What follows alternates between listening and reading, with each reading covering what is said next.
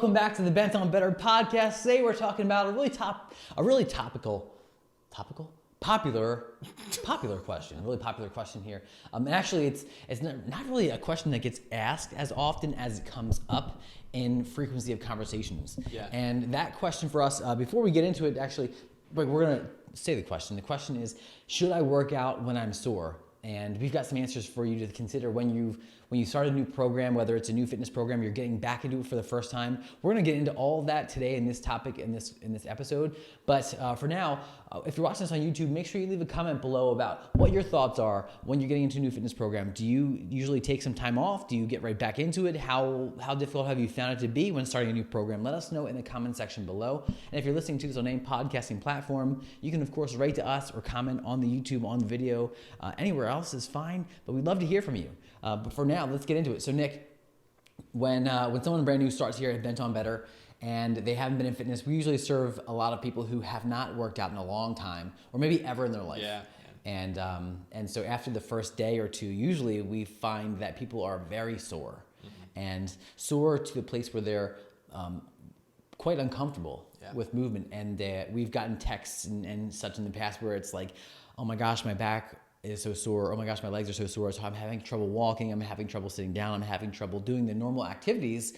And then we usually hear something like, I'm going to take the day off, or I'm going to take a recovery day, or I'll come in next week. I'll give it a few days. Yeah. Those are the typical responses we have. So what do we say, and what would you also say to the person who is in that position where you start a new program? For our members, let's speak directly to them. If you start a new program, if you're looking for the feedback for what you should do when that mic just doesn't want to stay up. It's like, what is happening? Yeah, turn is that. It this guy? Yeah, turn that one way. So there you go. That's it. That should be good. Okay. Nope. Oh, I feel what's going on. Yeah. So that might be part of it, but also it might be the actual bolt that's holding it together. That's fine. All right. So the question. There it goes. I'm just gonna do this while I'm talking. Yeah, just keep touching with it.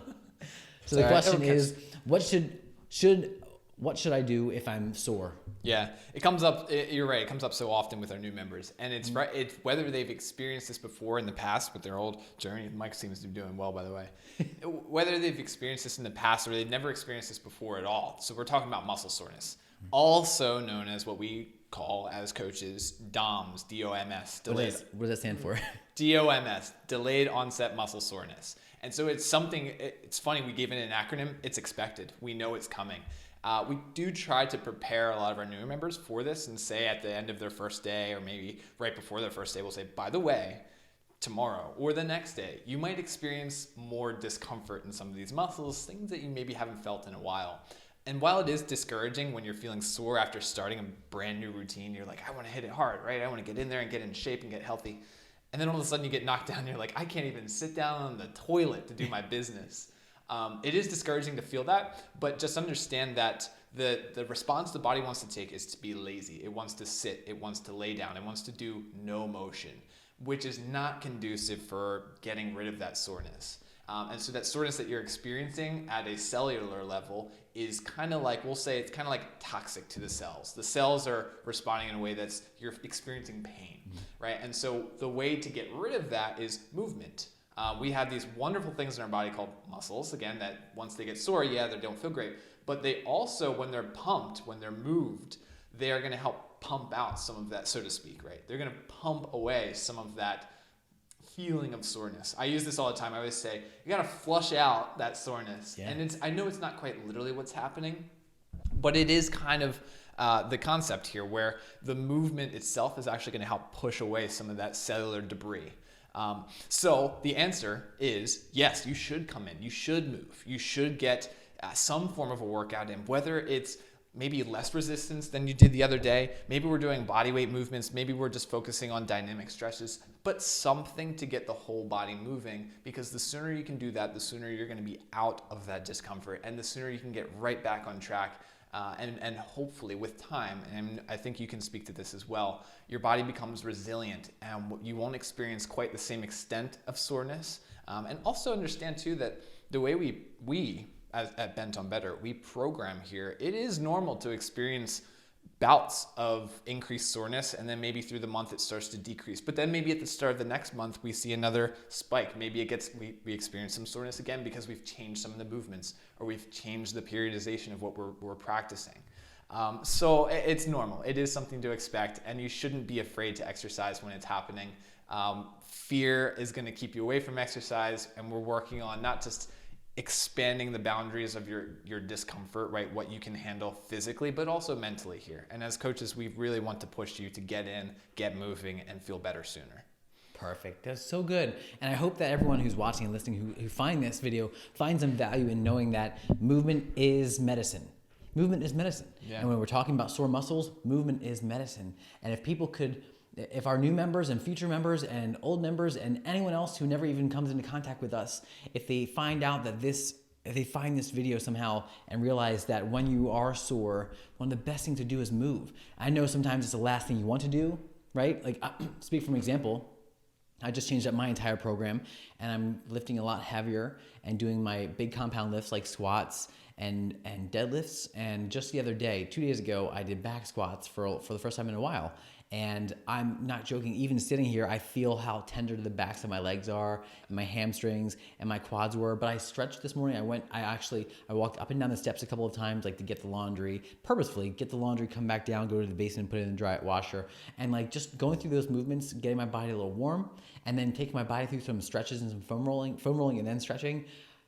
I feel so much better. Still tender, but way better than what I did earlier. So movement was key to helping me feel better in that recovery. And it does help speed along the recovery process. Yeah. And so we encourage people, as you continue to move forward in your programs with whatever you're doing, that if you're feeling sore, if you're feeling tight, if you're feeling locked up or something stuck in muscle-wise, move around and find those end range of motion, and find those key movements that help you feel better. And if you don't know, of course, if you have a coach at your disposal, reach out to your coach and let them know. Let them know what you're going through, and then we'll give some great recommendations of what you can do to improve that. And I think that's the best way to wrap this up, is to remind members, and if members end up watching this, like, hey guys, if you watch this, and if you've ever been in a place where you have been sore, you know now that if you've been around for a while, that coming back into the gym the day after you have a really day that makes you really sore, that's the best way to do it. Yes, taking a day off sometimes does help us mentally more, and that'll help prepare us physically. So if you need a day, that's okay, but try not to make it more than a 24-hour period before you go back to, give yourself a 24-hour period before you get back into it within the 48 hours of when you made yourself sore.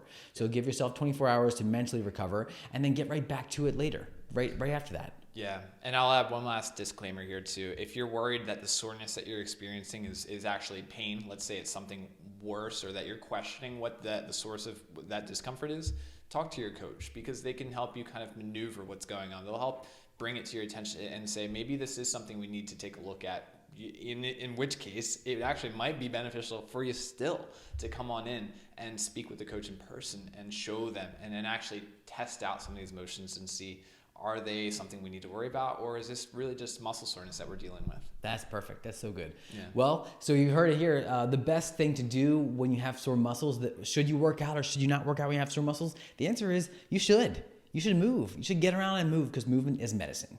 So let us know in the comments though, like, what have you gone through in the past? What challenges have you come up through with sore muscles and achy muscles and things that happen after you work out? What challenges have you done, and what have you done to improve that? We want to hear what things you're doing, so we know what you're doing, and also so we can get a conversation going around this topic, because it's a really strong topic to discuss.